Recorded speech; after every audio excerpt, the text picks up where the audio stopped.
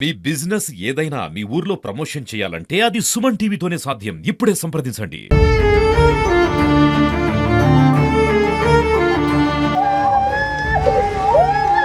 నమస్తే, welcome to Suman TV Warangal. నేను మీ స్వాతి బచ్చు. చూసాం కదండి, సహస్రారెడ్డి విషయం, మైనర్ బాలిక ఇష్యూ మాత్రం చాలా చాలా ఉత్కంఠతోని కొనసాగుతుందని చెప్పాలి. యాక్చువల్గా అసలు జరిగింది ఏంటనేది వాళ్ళ మదర్ అండ్ ఫాదర్ మనతో మాట్లాడడం జరిగింది. అయితే ఆ మాటల్లో ఒక పదాన్ని అయితే తీసుకొచ్చారు. లాస్ట్ ఇయర్ షీ టీమ్ని అప్రోచ్ అవ్వడం జరిగింది, అసలు వాళ్ళ దగ్గర కంప్లైంట్ ఇవ్వడం జరిగింది. మేము ఈ 1 ఇయర్ ఇది కొనసాగుతూనే ఉంది. ఇప్పుడు ఈ రకంగా చనిపోవడం మాత్రం చాలా దిగ్భ్రాంతికి గురి చేస్తుంది. మరి షీ టీంలో మేము ఆల్రెడీ కంప్లైంట్ ఇచ్చాం కాబట్టి ఇప్పుడు అతనే బాధ్యుడు, తనని అరెస్ట్ చేయాలి అనేది అయితే వాళ్ళు వాపోయారు. ఒకసారి అయితే మనం ఇప్పుడు సిఐ సుజాత గారి దగ్గర ఉన్నాము, షీ టీమ్ సిఐ. ఒక్కసారి మాట్లాడదామండి, తనతో కూడా తెలుసుకుందాము. మేడం తో వచ్చారా ఇక్కడికి, అసలు అప్రోచ్ అయ్యారా లేదనేది మేడం మాటలో తెలుసుకుందాం. యాక్చువల్గా భరత్ అనే అబ్బాయి వల్ల మా పాప హరాస్ అవుతుందనేసి లాస్ట్ ఇయరే షీ టీంలో కంప్లైంట్ చేయడం జరిగిందండి. అప్పుడు పాపకి ఊరికే మెసేజెస్ రావడము అవి మేము అబ్జర్వ్ చేసి పాపని అడిగితే, నాకు తెలియదు మమ్మీ, మా సీనియర్, నేను ఇలా ఊరికే మెసేజెస్ చేస్తున్నారు, నీకు చెప్పాలంటే భయపడుతున్నాను, అంతే, చెప్పలేదు అందుకే అని అంటే, నేను వెంటనే షీ టీంకి అప్రోచ్ అయ్యాను. సో షీ టీంలో వాళ్ళు భరత్ అనే అబ్బాయిని వాళ్ళ పేరెంట్ని ఇద్దరిని పిలిపించారు, కౌన్సిల్ చేశారు. ఇంకొకసారి అమ్మాయి జోలికి రావద్దు, రాము అనేసి రాయించారు బాండ్ పైన. బాండ్ పైన ఏం రాశారంటే, అమ్మాయి జోలికి రాము, మాది తప్పు, అమ్మాయిని హరాస్ చేశాము అని ఒప్పుకొని, ఇంకొకసారి అసలు జోలికి రాము, మేము ఒకవేళ పాపకి ఏమైనా అయితే దానికి కంప్లీట్గా మాదే బాధ్యత అని కూడా రాశారు దాంట్లో. ఆ రికార్డ్ కూడా సార్ వాళ్ళ దగ్గర ఉంది. దాని తర్వాత మళ్ళీ కాంటాక్ట్లోకి వచ్చాడో తెలియదు. మేడం నమస్తే. మేడం నమస్తే అండి. సుమన్ టీవీకి స్వాగతం. యాక్చువల్గా ఈ ఇష్యూలో షీ టీమ్ అనే పదం అయితే వచ్చింది. అస్సలు షీ టీమ్ అనేది ప్రాసెస్ ఎలా ఉంటుంది, ఇక్కడికి ఈ స్టేషన్కి వచ్చినప్పుడు వాళ్ళు ఎలా అప్రోచ్ అవుతారో, ఏం ప్రాసెస్ చేస్తారు?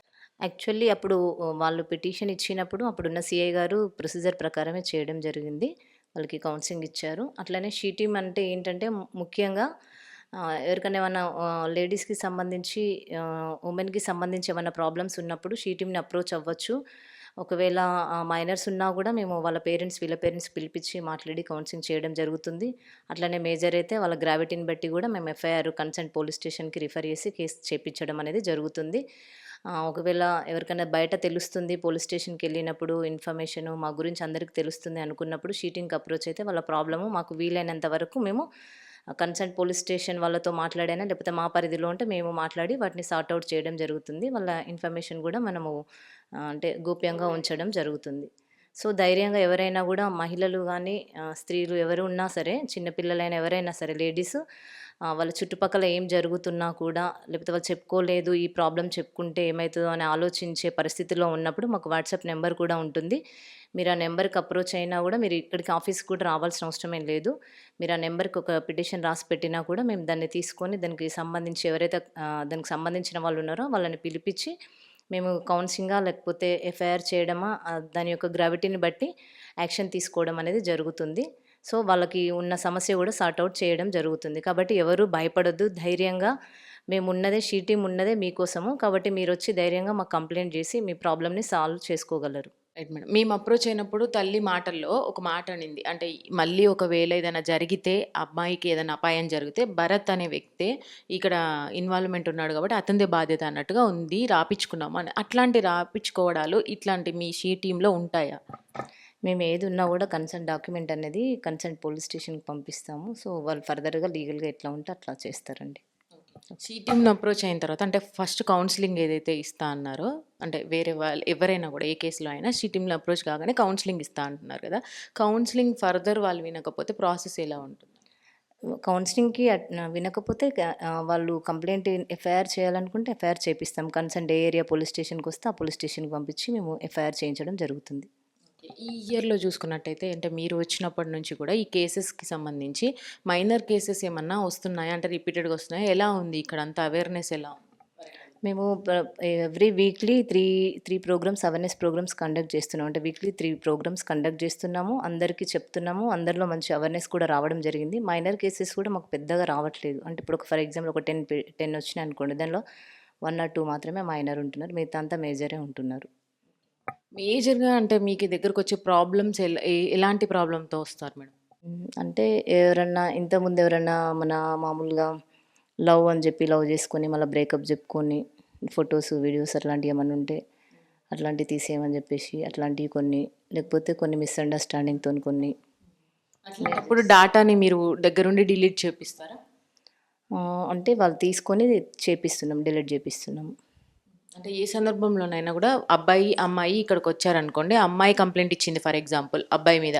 అలాంటప్పుడు అబ్బాయి దగ్గర ఈ అమ్మాయే కాకుండా వేరే ఏదైనా ఫోటోస్ లభించినా ఆయనకి కౌన్సెలింగ్ ఇచ్చే పంపిస్తారా? లేదంటే దాని మీద ఏదైనా కేసు అట్లాంటివి చేస్తారా? లేదండి. మేము చిన్న విషయాలు ఏదన్నా ఉంటే కౌన్సెలింగ్ చేయాల్సి ఉంటే మాత్రమే కౌన్సెలింగ్ చేస్తాం. లేదు గ్రావిటీ ఉంది అంటే ఖచ్చితంగా దాన్ని ఎఫ్ఐఆర్‌కి రిఫర్ చేసేసి కన్సర్న్ ఎస్‌హెచ్ఓతో మాట్లాడి ఎఫ్ఐఆర్ చేపిస్తున్నాము. Okay. Thank you so much madam. చాలా చక్కగా వివరించారు. అంటే మేము గూడా కోరుకునేది ఒకటే, అలాంటివిగా ఏ అమ్మాయికి జరగకూడదు అనేదే మా మా కోరిక కూడా. అందుకే మిమ్మల్ని అప్రోచ్ అయ్యాము ఇప్పుడు. యాక్చువల్‌గా షీ టీమ్ అనేది అవేర్‌నెస్‌కి కొంచెం ప్రజల్లోకి వెళ్ళాలి అనేదే మా ఉద్దేశము. Thank you so much madam. Thank you. విన్నారు కదండి, సిఐ సుజాత గారితో మాట్లాడడం జరిగింది. అసలు సహస్రారెడ్డి ఇష్యూలో అసలు ఏం జరిగింది అనేది అయితే ఇంకా తెలియాల్సి ఉంది.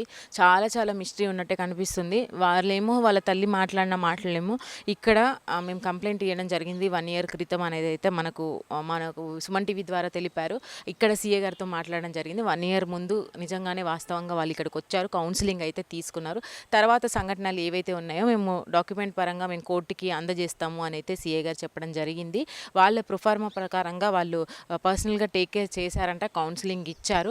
మరి ఈ విషయంలో మళ్ళీ ఒకవేళ కనుక ఇట్లాంటి హెరాస్మెంటే జరుగుతుంది అన్నప్పుడు మళ్ళీ వాళ్ళు అప్రోచ్ అయ్యారా మరి అనేది అయితే ఇంకా వేచి చూడాల్సిందే. ఇంకా డాక్యుమెంట్స్ అన్నీ కూడా కోర్టులో సబ్మిట్ చేస్తాననేది అయితే మేడం చెప్పడం జరిగింది. ఏదేమైనా ఈ విషయంలో కేయూ స్టేషన్లో వీళ్ళు ఎఫ్ఐఆర్ చేయడం జరిగింది. ఇదైతే ఇన్వెస్టిగేషన్ నడుస్తుంది. బట్ ఇదేంటంటే చాలా సెన్సిటివ్ ఇష్యూ, పోక్సో కేసు కావున మేము సిఏ గారితో మాట్లాడలేకపోయాము, రవికుమార్ సార్తోని.